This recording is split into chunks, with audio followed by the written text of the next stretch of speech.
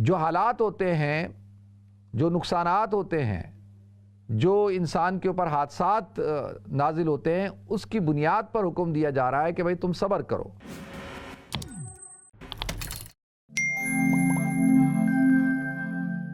وَلَا تَقُولُوا لِمَنْ يُقْتَلُ فِي سَبِيلِ اللَّهِ أَمْوَاتٌ بَلْ أَحْيَاءٌ وَلَٰكِن لَّا تَشْعُرُونَ وَلَنَبْلُوَنَّكُم بِشَيْءٍ مِّنَ الْخَوْفِ وَالْجُوعِ وَنَقْصٍ مِّنَ الْأَمْوَالِ وَالْأَنفُسِ وَالثَّمَرَاتِ وَبَشِّرِ الصَّابِرِينَ الَّذِينَ إِذَا أَصَابَتْهُم مُّصِيبَةٌ قَالُوا إِنَّا لِلَّهِ وَإِنَّا إِلَيْهِ راجعون أُولَٰئِكَ عَلَيْهِمْ صَلَوَاتٌ مِّن رَّبِّهِمْ وَرَحْمَةٌ وَأُولَٰئِكَ هُمُ الْمُهْتَدُونَ۔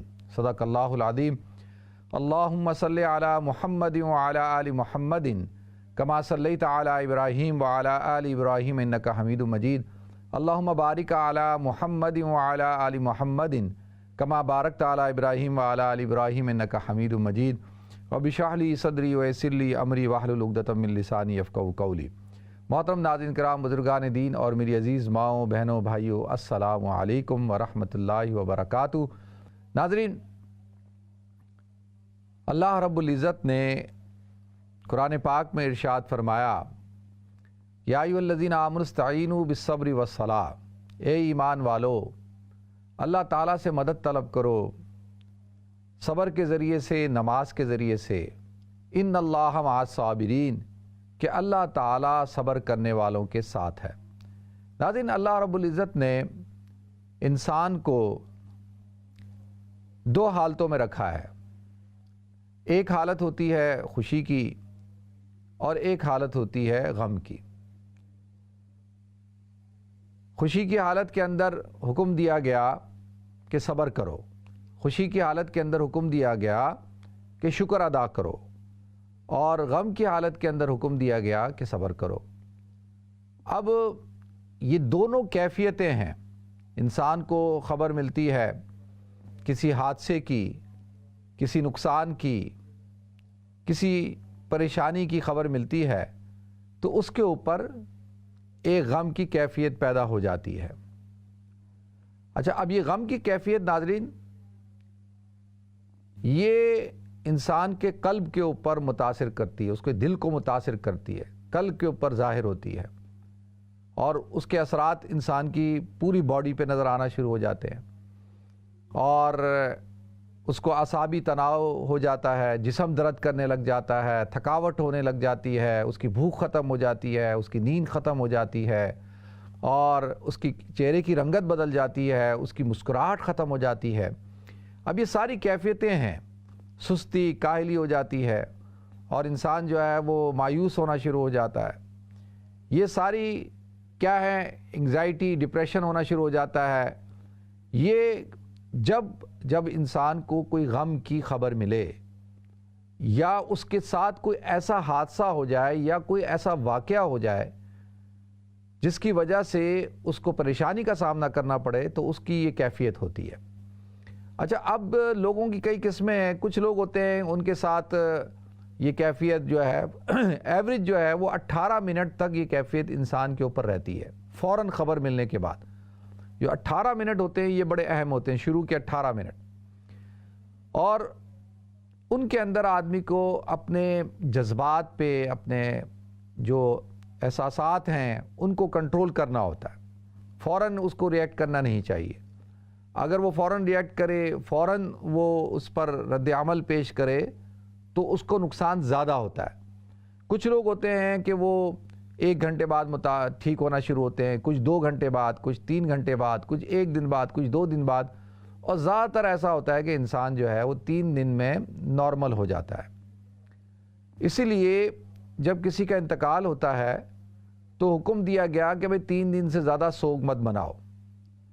اور اسی طریقے سے جب کسی سے آپ کو ناراضگی ہو جائے، غصہ آ جائے، کوئی لڑائی ہو جائے، کوئی بات ہو جائے، تو اسلام کہتا ہے لا یحل المسلم ان یہجر اخاہ فوق 3 ایام، کہ مسلمان کے لیے بات جائز نہیں ہے کہ 3 دن سے زیادہ جو ہے وہ قطع تعلق کرے، کیونکہ غصے کی کیفیت ہو گئی۔ جو بھی آپ کے اندر جو جذبات پیدا ہوئے تھے وہ سارے زیادہ سے زیادہ مدت ہوتی ہے 3 دن میں وہ نارملائز ہو جاتے ہیں۔ تو لہذا یہ غم کی کیفیتیں ہیں ناظرین۔ اب غم کے اندر انسان جو ہے جیسے میں نے عرض کیا کہ اس کے ساتھ مختلف حالات پیش آتے ہیں اور مختلف کیفیتوں کا وہ شکار ہو جاتا ہے. تو اب اسلام کیا حکم دیتا ہے کہ یا ایھا الذین آمنوا استعینوا بالصبر والصلاۃ، کیونکہ یہاں پر اللہ تعالیٰ نے آگے بھی جو نقصانات ہیں یا جن حالات سے انسان کو واسطہ پڑ سکتا ہے، جن نقصانات کا اس کو سامنا کرنا پڑ سکتا ہے، تو اس کے حوالے سے بیان کیا. تو اس لیے لہذا میں وہ شکر والی اور خوشی والی کیفیات کو بیان کرنا نہیں چاہ رہا، کیونکہ آیت کے اندر جب اللہ تعالیٰ نے صبر کا حکم دیا ہے تو صبر جو ہے وہ جو حالات ہوتے ہیں، جو نقصانات ہوتے ہیں، جو انسان کے اوپر حادثات نازل ہوتے ہیں، اس کی بنیاد پر حکم دیا جا رہا ہے کہ بھئی تم صبر کرو. تو لہذا اللہ تعالیٰ نے ایمان والوں کو مخاطب کیا کہ یا ایھا الذین آمنوا استعینوا بالصبر والصلاۃ، کہ اے ایمان والو اللہ سے مدد طلب کرو، استعانت طلب کرو. کس طرح؟ یا ایھا الذین آمنوا استعینوا بالصبر والصلاۃ، صبر کے ذریعے سے اور نماز کے ذریعے سے. لیکن صبر کا لغوی معنی کیا ہے کہ رک جانا، اور یعنی ٹھہر جانا، رک جانا، برداشت کرنا، یہ ہے صبر، اس کو کہتے ہیں صبر. تو اب آدمی صبر کرے یعنی فوراً ٹھہر جائے، رک جائے، برداشت کرے، اور جو ہے وہ جو کیفیت، جو خبر، جو حالات کا سامنا کرنا پڑ رہا ہے اس کو، اب اس کے اندر اس کو فوراً رد عمل نہیں دینا، فوراً ریئیکٹ نہیں کرنا. اگر وہ فوراً ریئیکٹ کرے گا، فوراً جو ہے اس پر کوئی اپنا رد عمل دے گا تو اس کا نقصان ہو سکتا ہے اس کو. مثال کے طور پہ آپ آفس پہنچے، آفس پہنچنے میں دیر ہو گئی، اور اس دیر کے اندر، تاخیر کے اندر آپ کا قصور نہیں تھا. مثال کے طور پہ آپ ٹریفک میں پھنس گئے، آپ کی گاڑی کا کوئی پرزہ خراب ہو گیا، ٹائر جو ہے وہ پنکچر ہو گیا، یا آپ ٹریفک میں پھنس گئے، یا آپ ٹرین میں آ رہے تھے، ٹرین جو ہے اسٹک ہو گئی، بس اسٹک ہو گئی، کوئی آپ کو جس میں آپ کا کوئی بظاہر کوئی قصور نہیں تھا، آپ لیٹ ہو گئے، اور 10 منٹ آپ آفس لیٹ پہنچتے ہیں، اور آپ کا باس جو ہے وہ سامنے بیٹھا ہے، اور وہ فوراً آپ پر اٹیک کرتا ہے کہ تم جو ہے بہت لاپرواہ آدمی ہو، تم جو ہے وقت کی پابندی نہیں کرتے، تم جو ہے وہ لیٹ آتے ہو، اور میں تمہاری تنخواہ میں سے پیسے کاٹوں گا. یعنی وہ ڈائریکٹ حملہ کرتا ہے اپنے ملازم کے اوپر. اچھا، اب ملازم کو اندر غصہ چڑھ رہا ہے کہ میں جو لیٹ ہوا ہوں وہ اس میں میرا کوئی قصور نہیں ہے، اور میں ہمیشہ لیٹ نہیں ہوتا، آج ہی لیٹ ہوا ہوں، تو آج ہی مجھے یہ اتنی باتیں سنائی جا رہی ہیں، دھمکیاں دی جا رہی ہیں، نوکری سے نکال دیں گے. تو لہذا اب یہ کیفیت اس کے اوپر طاری ہونا شروع ہو گئی ہے. اب اگر اس نے فوراً ریئیکٹ کیا، فوراً جو ہے وہ جواب دینے کی کوشش کرے گا، تو اس کو نقصان ہوگا.